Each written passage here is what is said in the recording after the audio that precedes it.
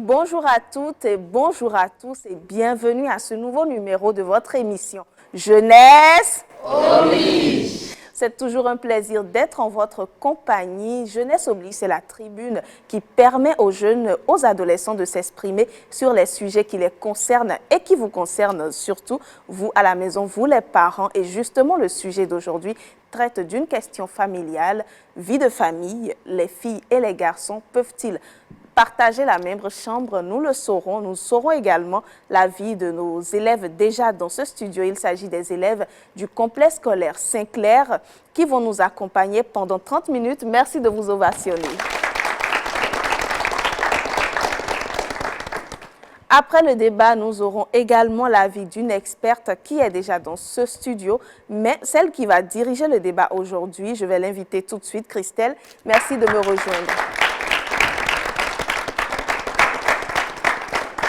Bonjour Christelle. Bonjour madame. Comment vas-tu? Je vais très bien. Vie de famille, les filles et les garçons peuvent-ils partager la même chambre? Tu vas faire le débat avec tes camarades pendant 30 minutes et moi je vous retrouve, je serai juste à côté. Bonjour chers téléspectateurs, je m'appelle Aouedo Christelle et je suis élève en classe de terminale D au complexe scolaire Sainte-Claire. Merci d'avoir pris le rendez-vous. Vous êtes bien sur votre émission préférée, Jeunesse Oblige. La thématique de ce jour se présente comme suit. Vie familiale, les filles et les garçons peuvent-ils partager la même chambre? J'ai ici deux camps. À ma droite, nous avons le camp qui est pour, c'est ça bien sûr. Et à ma gauche, j'ai le camp qui est contre. Bon, les deux camps vont s'affronter afin que nous débouchons tous ensemble sur une seule réponse. Je commence avec le camp qui est contre. Merci beaucoup de m'avoir donné la parole. Moi, je réponds au nom de Dumater Olson. Je suis en classe terminale A1 au complexe scolaire Sainte-Claire. Par rapport à la thématique vie familiale, garçons ou filles peuvent-ils partager la même chambre?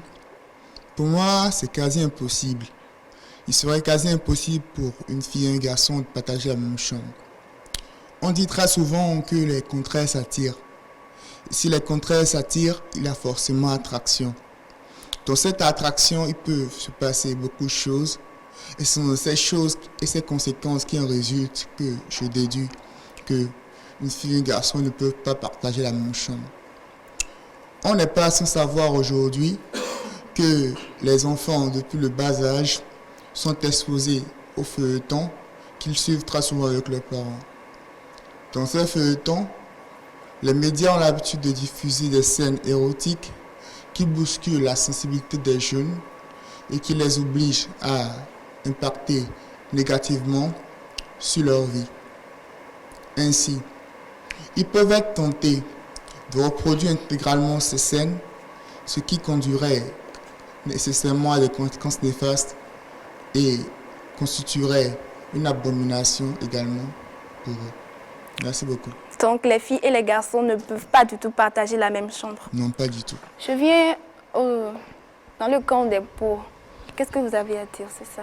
Moi, je réponds au nom de Azonkono Denise, élève en terminale A2 au complexe scolaire Sainte-Claire. Pour contester ce que mon camarade a dit, Rolson, je vais juste lui dire que l'âge, tout se base sur l'éducation au fait. Si depuis le bas âge, tu as reçu une très bonne éducation, tu as été bien éduqué par les parents, ce n'est pas à un âge donné que tu vas commencer à faire du n'importe quoi. Donc franchement, je vois que l'âge, ça ne tient pas. Et aussi, lorsque tu regardes les telenovelas, tu regardes les films, les trucs héroïques qui se diffusent à la télé, si tu es conscient, là j'aborde le sujet de la conscience, si tu es conscient et que tu sais que tu as quelque chose un but à atteindre, tu n'as pas besoin d'aller, de passer à l'acte, à faire les choses qui ont été diffusées dans la télévision. Non. Donc là, je t'invite vraiment à prendre conscience. J'invite les amis à prendre conscience et aussi aux parents à éduquer très bien les enfants afin d'éviter les mauvais actes. Donc les filles et les garçons peuvent très bien partager la même chambre. Tout est une question d'éducation et de conscience. Oui, c'est ce que j'ai à dire. Bon, je reviens dans ce camp. Quelqu'un a-t-il une objection? Oui, effectivement. Je comprends très bien ta prise de position. On ne peut pas simplement se baser sur l'éducation par rapport à cette thématique. Parce qu'en réalité, l'éducation, c'est le socle de la vie familiale, mais sur ce point, garçons et filles peuvent-ils partager la même chambre? Je pense que cela ne coïncide pas très souvent. C'est-à-dire quoi? On ne peut pas quand même dire qu'un enfant, un petit garçon ou une petite fille, ait déjà la conscience bien en place pour distinguer le vrai du faux, le beau du laid ou le vrai de l'ivraie. Okay. Donc, selon toi, c'est aux parents de prendre conscience de l'éminence du sujet pour en dialoguer avec les enfants. Mais les enfants ne sont pas à cet âge de maturité pour capter, pour recevoir, pour percevoir cette information de la manière la plus crédible que ce soit pour en faire quelque chose de vraiment épatant. Ok, nous avons compris. J'aimerais encore avoir un autre avis dans le camp des pots. Moi, je me nomme au nom de Afura Fuges et je suis en classe de première C dans l'Auguste Complexe Scolaire Sainte-Claire. Bien vrai, mon ami Olson a dit tout de suite que il est quasi impossible de mettre dans une vie familiale un garçon et une fille ensemble. Moi, je dirais que ce n'est pas tellement convenable puisque dans la vie, il y a des contraintes. Tout le monde ne vit pas les mêmes conditions de vie. Quand je dis tout le monde ne vit pas les mêmes conditions de vie, il y a aussi les contraintes financières. Je prends l'exemple d'un parent qui manque du minimum de bien-être économique et social jugé adéquat pour un individu. Lui, il est contraint de se procurer une maison avec peu de chambres. Là, cela l'oblige, s'il a des enfants, à les mettre ensemble, qu'ils soient filles ou garçons. Là, c'est ce qu'il est contraint de faire. Là, maintenant, qu'est-ce qu'on peut dire par rapport à cela? Là, c'est l'éducation qui prime là. Là, il est obligé de les éduquer et de leur parler des choses en rapport du sexe, l'éthique par rapport à tout cela. C'est ce que j'ai à dire. On revient toujours sur l'éducation, donc tout est une question d'éducation. Oui. Bon, je pense bien que vous avez encore quelque chose à ajouter. Pour une chambre, pour une fille et un garçon, on peut mettre par exemple un mur qui les sépare, juste pour pouvoir respecter leur intimité, l'un comme l'autre. Non seulement ça, en dépit du mur, si les parents sont incapables d'installer un mur dans la chambre, juste pour séparer la fille et le garçon, ils peuvent aussi mettre des rideaux et essayer de conscientiser les enfants sur le fait qu'ils sont dans la même chambre, mais qu'ils n'ont pas le droit de faire certaines choses. Donc, ce problème de contraintes financières n'a pas forcément rapport avec l'éducation selon moi. Parce que l'enfant qui, en âge, l'enfant à bas âge est vulnérable. Quand je dis vulnérable, c'est qu'il a une mémoire photographique. Il a une mémoire photographique et très souvent, quand il hallucine, il a tendance à revoir ces mêmes scènes qu'il voit dans les feuilletons, dans les films, dans les feuilletons, et puis il se dit qu'il pourra les reproduire. Donc, mettre un enfant, un garçon et une fille dans les mêmes conditions, dans une chambre, pour moi c'est impossible. Mais j'ai proposé une solution qui pourrait être un peu réaliste et efficace pour contribuer, remédier à ce phénomène. Merci beaucoup. D'accord, on a compris. On parle toujours là de l'éducation, les autres ont parlé de contraintes financières. Bon, je pense bien que quelqu'un d'autre peut avoir quelque chose d'autre à dire. Toujours dans le camp des contre. Oui, moi c'est Afanyo Billy, élève en classe de terminale A2 à Sainte-Claire. Je soutiens bien évidemment que garçons et filles ne peuvent pas partager la même chambre. Parce que il faut que le garçon garde son intimité. Le garçon a une intimité principale à lui ainsi que la fille. Et il faut que cette intimité soit préservée. Le garçon n'aime pas se voir à un certain âge donné nu, ainsi que la fille. Donc, un garçon et une fille ne peuvent pas partager la même chambre. C'est bien ça. Ok, là, vous parlez d'intimité, Oui, du parle besoin d'intimité. d'avoir son espace personnel à soi. Bien sûr. Mais je pense bien que vous avez quelque chose d'autre à ajouter. Hein. Je réponds au nom de Bankole Christopher. Ouais. Je suis en terminale C. Selon moi, cela ne devrait poser aucun problème sur le plan affectif. Car garçons et filles qui partagent la même chambre, cela développe la fraternité entre eux et la compréhension, ils arrivent à se comprendre entre eux. Et plus tard, ils en auront besoin pour leur vie active, c'est-à-dire quand ils seront dans une entreprise, dans les bureaux. Se soutenir. Et selon moi, et selon ce que Billy a dit, je trouve qu'ils devraient fixer des horaires pour se départager. C'est-à-dire que à telle heure, l'autre va se déshabiller et à ce moment-là, l'autre ne devrait pas être là. Le garçon ne devrait pas être là quand la fille est en train de se déshabiller. À telle heure, l'un ira dans la salle de bain, alors l'autre devrait respecter cette heure-là et être au dehors. D'accord. Je vois. Donc, tout c'est une question d'organisation. Ok. Dans le camp des contres. Moi, c'est dans le fond de la scène. Je fais la terminale D à Sainte-Claire. Pour moi, garçons et filles ne peuvent du tout pas partager la même chambre. Parce que dans le monde, la sexualité ou bien le sexe est la force la plus puissante dans le monde. Donc, le risque de mettre un garçon et une fille dans la même chambre, surtout dans la vie familiale, on parle de sœurs et frères et sœurs. Oui. Ils risquent de commettre l'inceste, ce qui est vraiment abominable dans notre culture. D'accord. Donc, l'inceste est une conséquence possible de la cohabitation entre frères et sœurs. Voilà, elle a parlé d'inceste. Est-ce que vous avez quelque chose à dire là-dessus? Je réponds au nom de Ojo Jean-Michel, élève en classe de terminale A2 au complexe scolaire Sainte-Claire. Si je m'en tiens à vos propos, vous soutenez la thèse selon laquelle garçons et filles ne peuvent pas partager la même chambre. D'abord, je vous dirais que le fait qu'un garçon et une fille ne partagent pas la même chambre n'empêche pas l'inceste dont tu as parlé dans la sienne. Je prends le cas où les parents sont sortis et les enfants visualisent une série ou un film.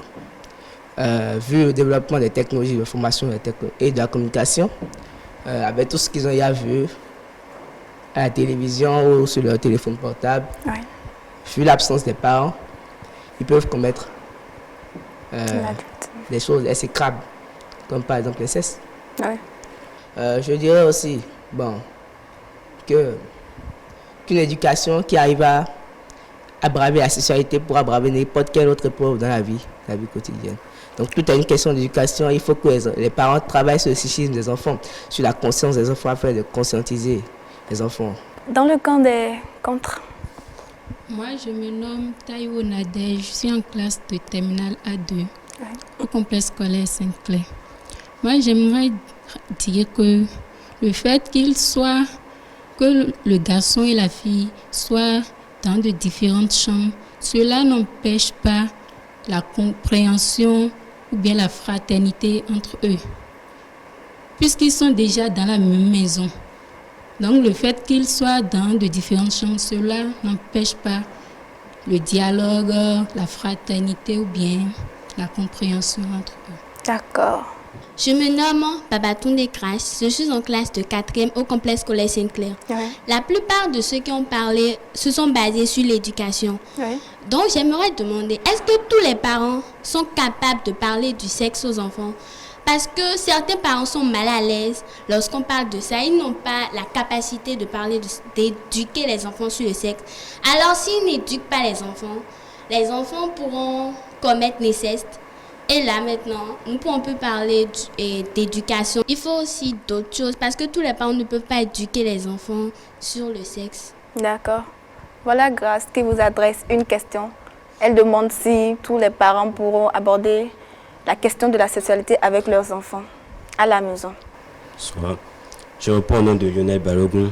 Oui. Je suis élève en classe de terminale C au complexe scolaire Sainte-Claire. Bon. Par rapport à cette question, j'aimerais dire que c'est vrai qu'on ne pourra pas, que la plupart des parents, à peine 5% des parents africains, arrivent à tenir une conversation avec leurs enfants sur le sexe. Oui. Mais c'est ce mal qu'il faut combattre. Il nous faut venir au moment où, à ce niveau où tout le monde parle du sexe avec ses enfants, où le sexe est démystifié. Le sexe n'est plus considéré comme un sujet tabou. Ok.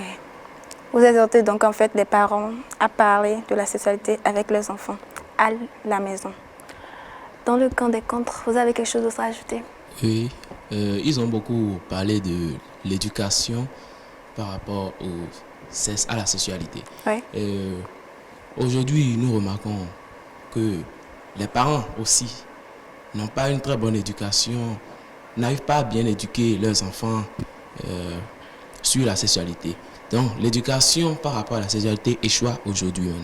Alors, dans ce contexte, j'aimerais bien poser la question, que pourrons-nous faire? Parce que là, moi, en tant que parent, si je le serais, c'est de mettre mon enfant garçon à part et ma fille aussi à part, pour éviter le phénomène bien combattu aujourd'hui en Afrique qu'est l'inceste.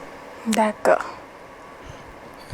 Par rapport à ce que mon ami vient de dire, si on mettait les garçons à part et les filles aussi à part, il n'y aura pas de développement parce que on vit dans une nation démocratique au fait. Il doit avoir les garçons et les filles doivent vivre ensemble pour que la nation se développe. Est-ce qu'on nous apprend à collaborer sans distinction de sexe?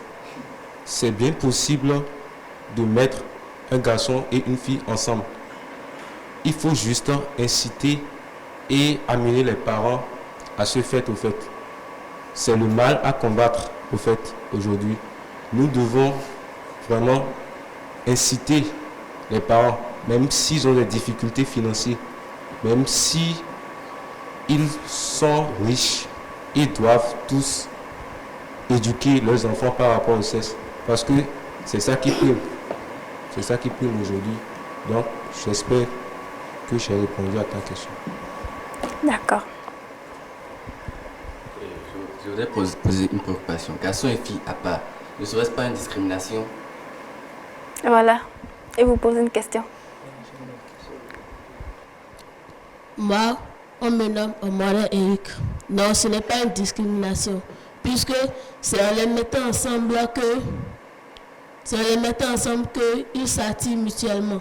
À l'âge de la puberté, si on ne les sépare pas, lorsque les filles seront nues et que les garçons sont exposés à regarder leurs organes génitaux, leurs seins, ils seront mutuellement attirés. Et c'est en allant à l'acte qu'ils vont commettre l'inceste. Et cela donnera une mauvaise image de leur famille. Dans la société, ils seront rejetés.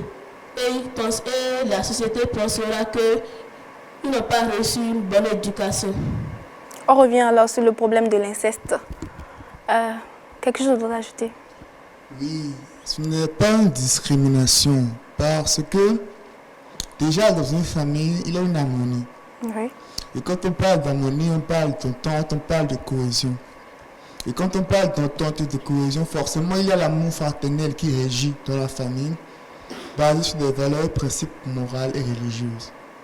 Donc, selon moi, avoir une fille et un garçon dans des chambres séparées ne constitue pas forcément une discrimination, parce qu'ils sont habitués à cohabiter ensemble. Maintenant, j'aimerais appuyer aussi un sujet qu'ils ont l'habitude de dire fréquemment à chaque fois qu'ils prennent la parole, l'éducation. On est conscient aujourd'hui qu'en Afrique, le sujet du sexe est tabou. 2 sur 10 des parents arrivent à parler du sexe à leurs enfants. Alors, comme on le dit très souvent, rien ne reste autant plus caché sous la lumière du soleil. Pourra-t-on prétendre encore qu'une fille et un garçon peuvent-ils partager la même chambre? D'accord. Un autre intervenant. Moi, je parle de discrimination quand il y a séparation de race.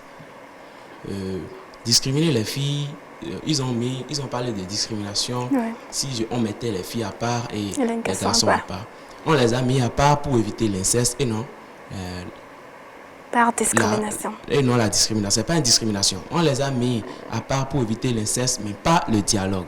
En société, ils peuvent être ensemble, mais ils ne peuvent pas rester dans la même chambre parce qu'on sait tous qu'à l'âge de la puberté, on a des pulsions qui amènent à pratiquer le sexe.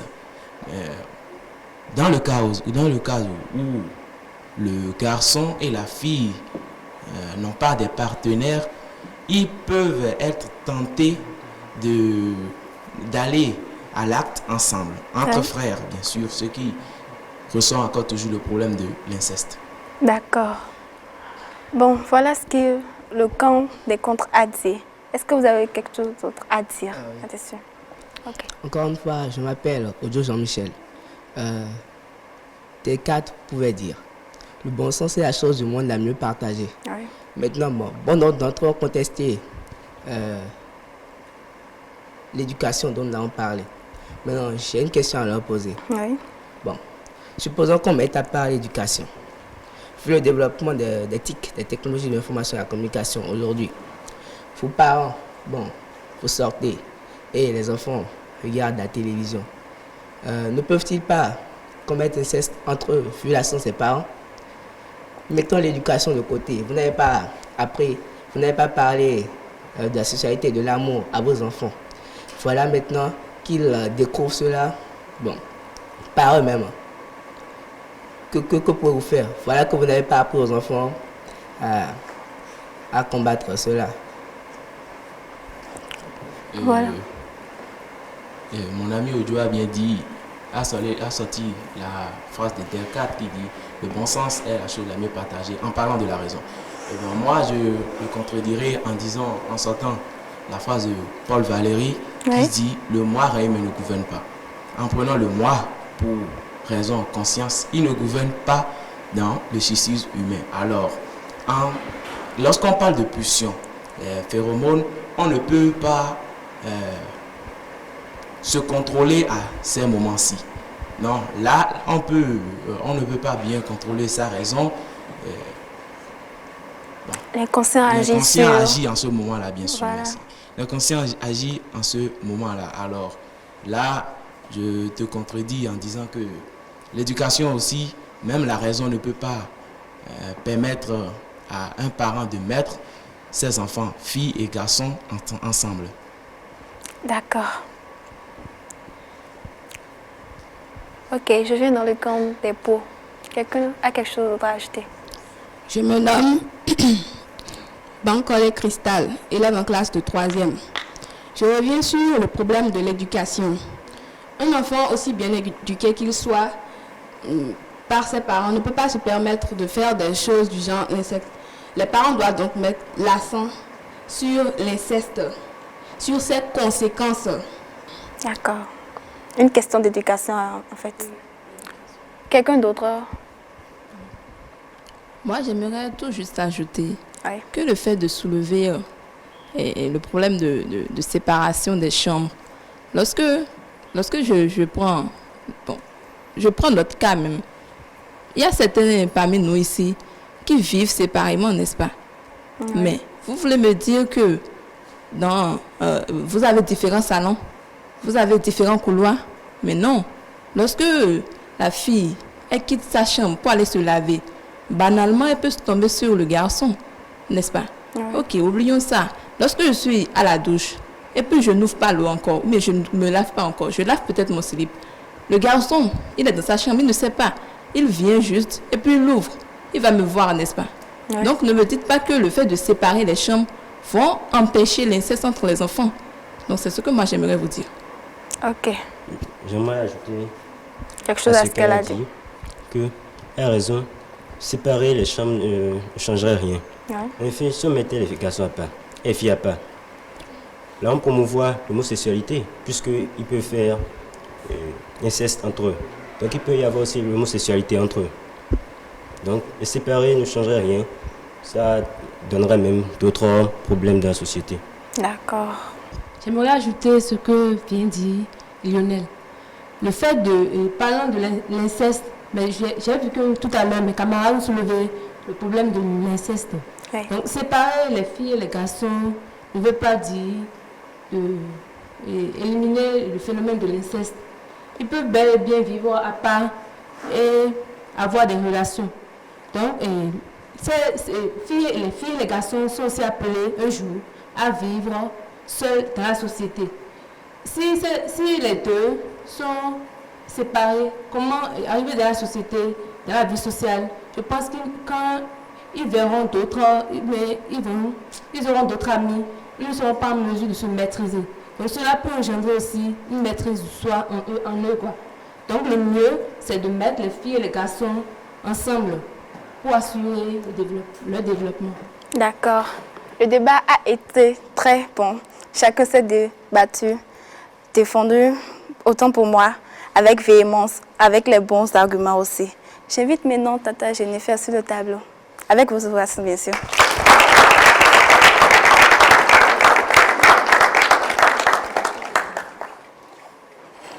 Merci beaucoup Christelle d'avoir conduit le débat. Les échanges ont été très intéressants. Maintenant, tu vas me laisser le plateau et je vais recevoir notre invité qui est déjà là.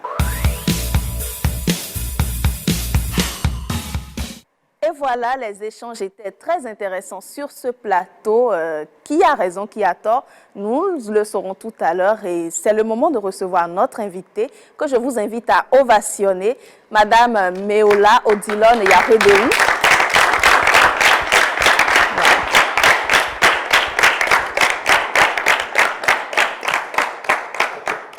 Bonjour Madame Yaredeu. Bonjour. Merci d'avoir accepté notre invitation.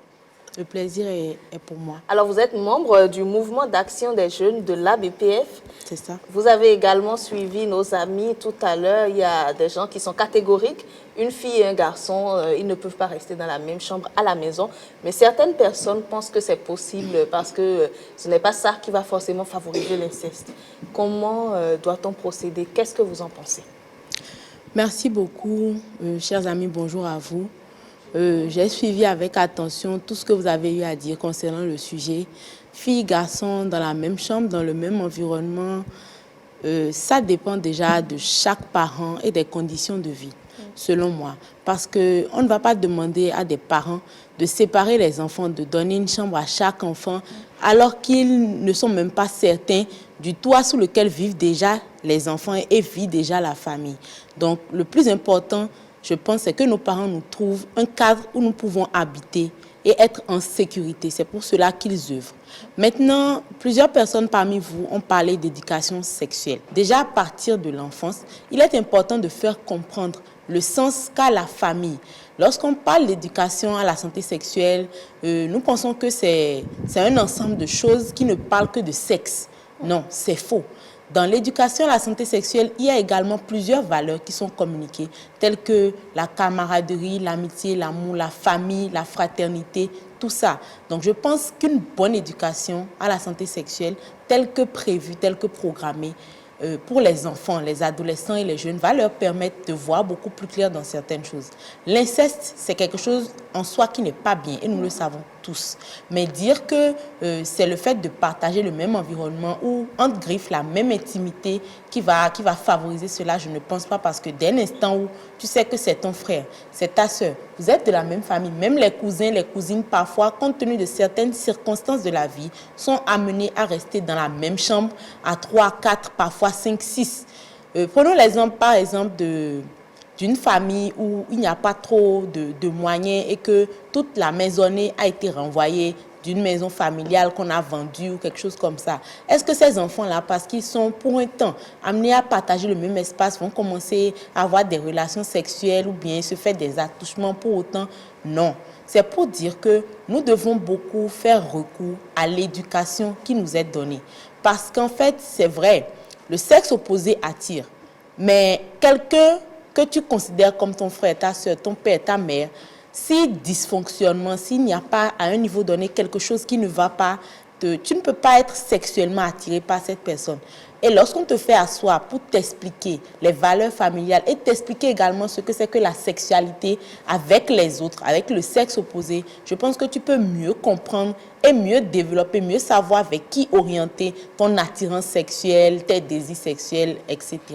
Justement, Madame Meola, dans votre association, vous parlez beaucoup avec des jeunes, vous entendez beaucoup de choses. Je suis curieuse de savoir ce qui peut pousser un frère à désirer sa sœur et inversement. Est-ce que c'est uniquement le manque d'éducation sexuelle? Vous avez dit que ça regroupe beaucoup de choses. Est-ce que c'est juste cela ou est-ce qu'il y a autre chose? Très bien, merci beaucoup. Je l'ai dit tout à l'heure, si dysfonctionnement, il n'y a pas.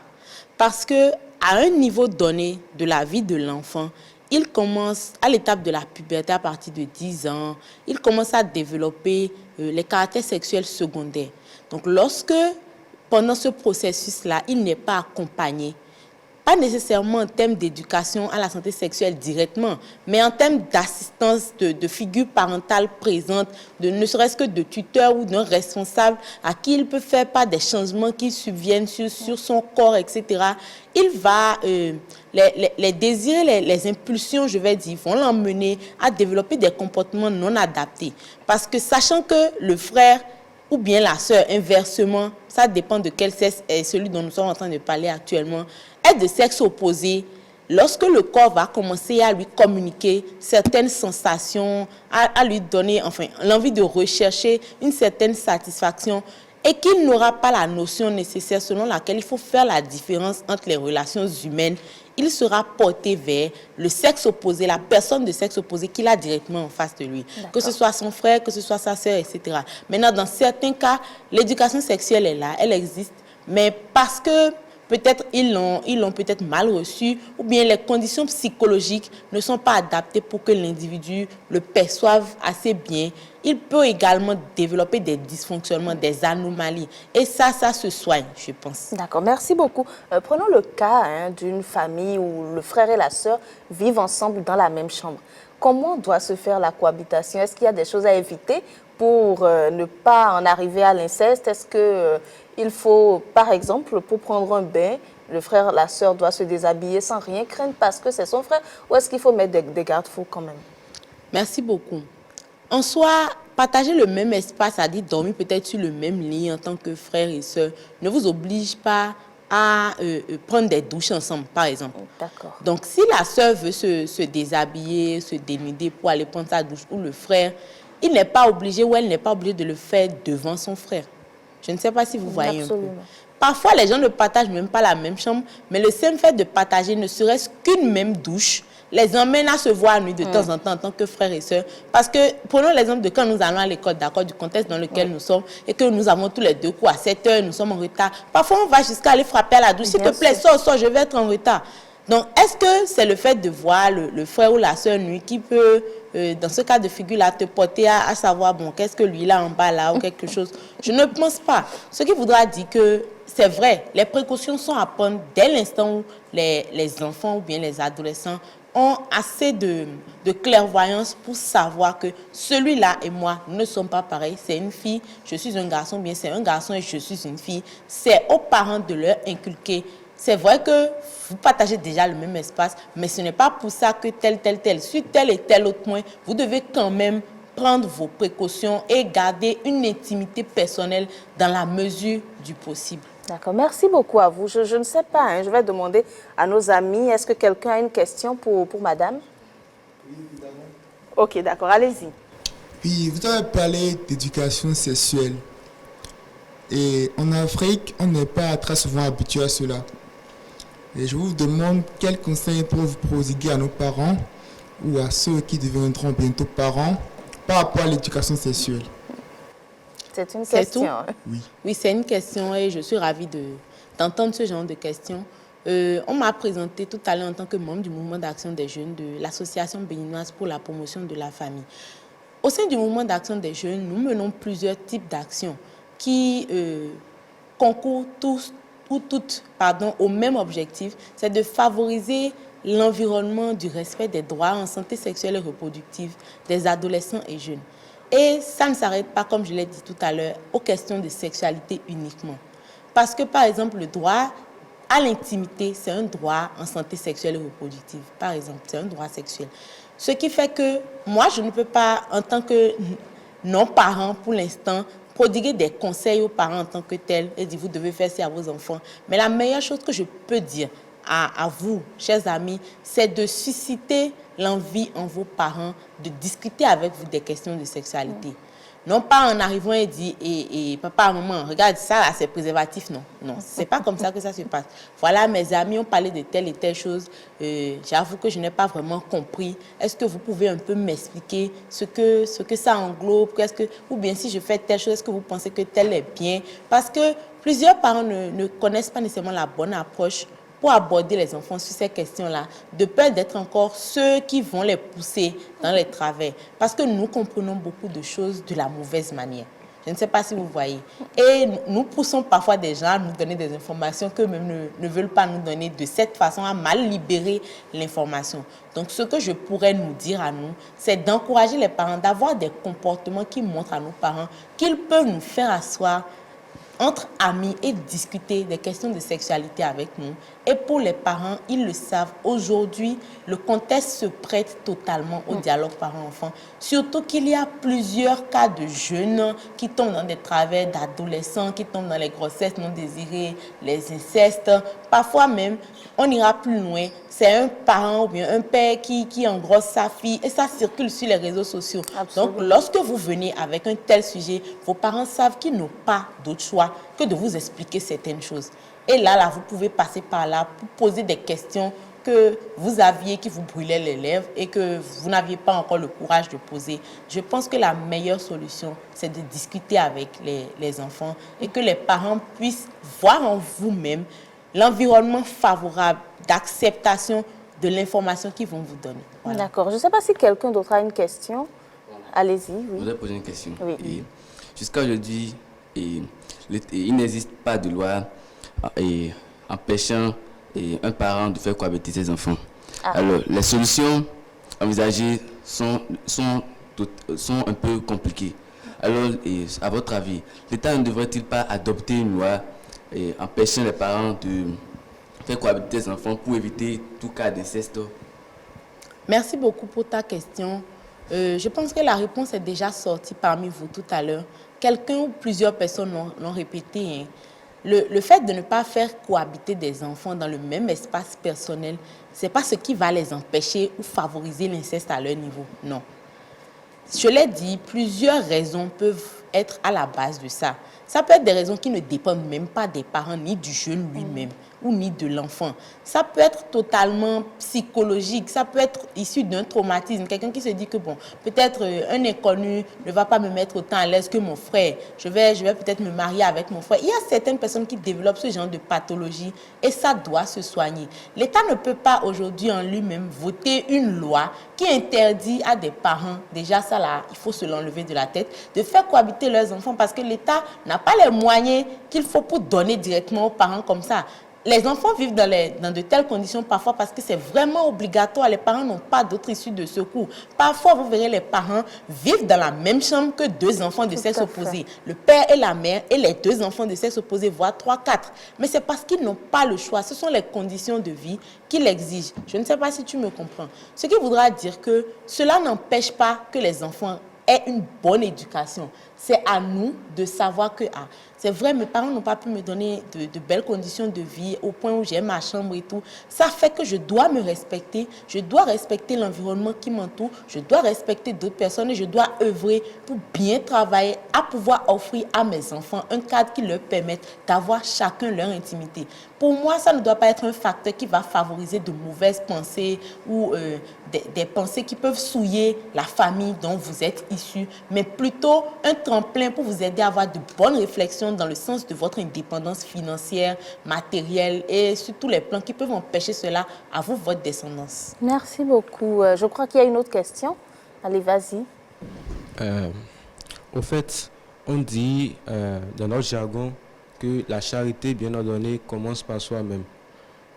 Quand on est parent, j'aimerais juste demander si les comportements menés en vie conjugale au niveau des parents peuvent impacter le comportement que les enfants peuvent avoir en matière de sexualité. Merci beaucoup. C'est une très belle question. Je vais commencer par te répondre oui. Oui, parce que nous sommes enfants dès que nous naissons, d'accord? Nous ne venons pas nécessairement avec l'esprit qui nous permet de faire la différence entre toutes les choses. C'est-à-dire la raison n'est pas dans la tête d'un enfant de 1 an, de 5 ans parfois même. Non. Donc, tout ce qu'il peut faire, c'est copier. Copier ce qu'il voit faire devant lui. Voilà pourquoi on va voir certains enfants qui, à 7 ans, 6 ans, commencent à dire « j'ai un amoureux », etc., la maternelle et tout. En soi, ce n'est pas mauvais parce que c'est en copiant que l'enfant sait qu'il doit s'essayer à parler, par exemple, qu'il doit s'essayer à marcher. Mais après, c'est aux parents de savoir, pour la bonne éducation de leur enfant, quels sont les comportements qu'ils doivent avoir en face de l'enfant. Parce que s'ils apprennent à l'enfant que dès le bas âge, il faut rencontrer quelqu'un, dès que quelqu'un rentre, un papa rentre, ou bien l'enfant sait déjà que c'est une personne de sexe opposé. Dès que tu la croises, tu dois la prendre et lui faire des bisous comme ça là. Lorsqu'il va aller à l'école, il va rencontrer ses camarades, ou bien elle va rencontrer son camarade garçon, elle va lui faire des bisous. Si on lui demande pourquoi, elle va vous dire que c'est parce que son papa et sa maman font ça et qu'ils ont l'air contents quand ils le font. Je ne sais pas si tu vois un peu. C'est pour dire que les parents ont la lourde responsabilité de montrer aux enfants, depuis la nuit des temps, c'est comme ça, le chemin qu'ils doivent suivre. Donc c'est à eux de savoir ce qu'il faut faire pour que l'enfant copie jusqu'à avoir l'âge nécessaire pour pouvoir faire la différence entre ce qui est bon et ce qui est mauvais, ce qu'il faut voir, ne pas copier et ce qu'il faut voir et copier. Parce que jusqu'à ce que nous mourons, nous continuons de copier des gens. Parce que, par exemple, moi, je peux dire que voilà, j'ai telle personne qui est mon idole, un exemple, et que j'ai envie de devenir comme elle sur le plan du travail, etc. C'est que je continue de vouloir copier quelqu'un, de tirer des expériences ou de la vie de quelqu'un pour bâtir moi-même mon propre parcours, n'est-ce pas? Donc, je sais quand même que si c'est quelqu'un qui a des comportements qui ne correspondent pas aux valeurs et à l'éducation que mes parents m'ont inculquées, je ne peux pas suivre les pas de cette personne. Je ne sais pas si tu vois. Donc, tout le travail revient aux parents, en fait. D'accord, merci. Tu as une question? Vas-y. Moi, j'aimerais demander s'il y a une loi qui punit l'inceste. Et sinon, est-ce qu'il faut prodiguer une loi pour punir cela? Très belle question. Dès l'instant où nous savons tous que l'inceste, ce n'est pas une bonne chose, il y a forcément des dispositions légales qui sont prévues pour réprimander ce genre de cas. Ce n'est pas pour rien que lorsque les informations circulent sur les réseaux sociaux, voilà qu'un père a engrossé sa fille, on fait circuler l'information au maximum pour que ceux qui doivent voir puissent le voir et punir. Parce que parfois, ça ne dépend pas enfin, ce n'est pas consentant tout le temps entre les deux. Parfois, c'est de commun accord. Hein. Le papa et la fille peuvent s'entendre et avoir des rapports sexuels, ou bien le frère et la sœur. Mais dans d'autres cas, c'est du viol, ou bien c'est du chantage qui aboutit à ça, de l'intimidation. Donc, sachant que ce cas de figure-là peut arriver, l'État a prévu déjà des dispositions pour punir ceux qui vont faire ce genre de choses. Peut-être au même titre que, par exemple, le harcèlement, le viol, tout ça, il y a effectivement des dispositions légales pour punir l'inceste. D'accord. Justement, hein, de ce côté également, il y a une question. Tu peux y aller. D'après vos dires, vous étiez partis pour et contre. J'aimerais vous demander concrètement la réponse au thème. Oui. Garçons et filles peuvent-ils partager les mêmes chambres ou bien la même chambre? D'accord, merci beaucoup pour ta question. Je pense qu'au départ, j'ai répondu oui. J'ai répondu oui. Pourquoi? Et j'ai expliqué en disant que cela ne dépend pas ni des enfants, ni des parents dans certains cas. D'accord? C'est bien possible. Et ce qui est important de retenir, c'est que cela ne doit jamais justifier qu'il y a eu inceste ou comportement incestueux d'une quelconque nature vis-à-vis d'une personne qui est de la même famille que toi. C'est possible et ça arrive. Ce n'est pas aujourd'hui que ça va cesser parce que les conditions de vie de tout le monde ne sont pas les mêmes. Parfois, les parents ne le veulent nécessairement pas, mais voilà, ils sont confrontés à la situation, ils sont obligés de faire avec. Et parfois même, ils font asseoir les enfants et on leur explique. Quelqu'un l'a dit tout à l'heure parmi vous, il y a des situations qui emmènent les gens qui vivaient peut-être dans un certain confort à devoir quitter là et aller dans un autre espace où il n'y a plus autant d'aisance à faire occuper une chambre à un enfant, etc. La vie n'est pas sur une ligne droite. D'accord? Donc, ça là, nous ne pouvons pas répondre non, parce que ça arrive et ça va continuer d'arriver. Parce que les gens auront toujours des situations de vie qui vont les obliger à faire certaines concessions dans leur vie. Simplement, ce qu'il faut garder, c'est que ce n'est pas les conditions de vie dans lesquelles vous êtes qui vont justifier que vous ayez un mauvais comportement, tel que l'inceste. D'accord, merci beaucoup. Nous sommes pratiquement au terme. Nous allons conclure avec évidemment de petits conseils pour ceux qui sont dans cette situation, mais qui se sentent mal à l'aise. Merci.